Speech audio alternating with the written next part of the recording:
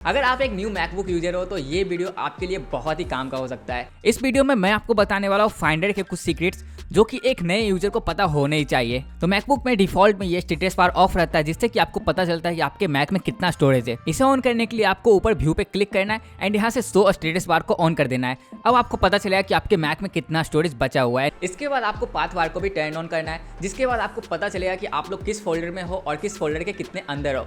और यहाँ से आप लोग अगर किसी फोल्डर में जंप करना चाहते हो तो आप लोग जंप कर सकते हो। इसके लिए भी आपको ऊपर व्यू पे क्लिक करना है एंड यहाँ से शो पाथ बार को ऑन कर देना है।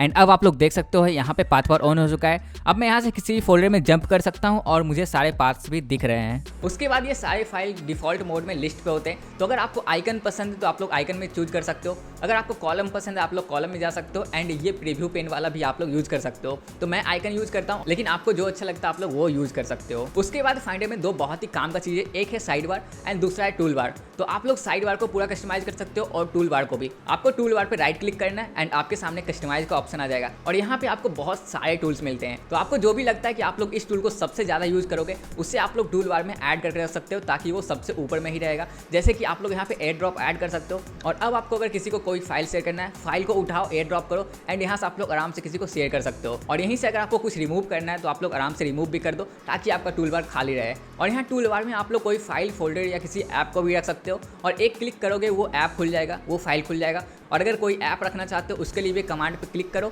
एंड उठा के इसे बस यहाँ पे रख दो और अब ये यहीं पे रहेगा। आप लोग एक सिंगल क्लिक में इस ऐप को ओपन कर सकते हो। और अगर आपको कोई फाइल को उस ऐप में ओपन करना है तो आपको सिंपली उस फाइल को उठाना है एंड उस ऐप में ड्रॉप कर सकते हो। और ये सेम आपके डॉक में भी काम करता है। तो बस कोई भी फाइल उठाओ, जिस ऐप में ओपन करना चाहते हो उस ऐप में इसे ड्रॉप कर दो। अगर मेल में ड्रॉप करते हो तो आप लोग आराम से किसी को भी ये फाइल सेंड कर सकते हो। अब आते हैं साइड बार पे। तो आप लोग साइड बार को भी कस्टमाइज कर सकते हो कि कौन कौन सा फोल्डर आप यहाँ पे देखना चाहते हो। तो जो भी आपके सबसे ज़्यादा यूजफुल फोल्डर है उसे आप लोग साइड बार में ऐड करके रख सकते हो ताकि आप लोग एक सिंगल क्लिक में उस फोल्डर में जा सकते हो। तो ये एक शॉर्टकट बनाने का तरीका है। अगर आप किसी प्रोजेक्ट पे काम कर रहे हो तो बस उस फोल्डर को ला के साइड बार में ऐड कर दो ताकि एक सिंगल क्लिक में आप उस फोल्डर में जा सकते हो। और जब आपका काम हो जाए तो आप लोग इसे रिमूव भी कर सकते हो। सिंपली इसे साइड बार से उठा के बाहर करना है एंड ये साइड बार से हट जाएगा। और साइड बार का यूज आप लोग बहुत चीज़ों के लिए कर सकते हो। जैसे कि मुझे फाइल मूव करना है, मुझे सिंपली सारे फाइल्स को सिलेक्ट करना है एंड आसानी से मैं किसी भी फोल्डर में ड्रॉप कर सकता हूँ। तो ये थे सारे फाइंडर के ट्रिक। आपको इसमें से सबसे बेस्ट कौन सा लगा नीचे कमेंट बताना।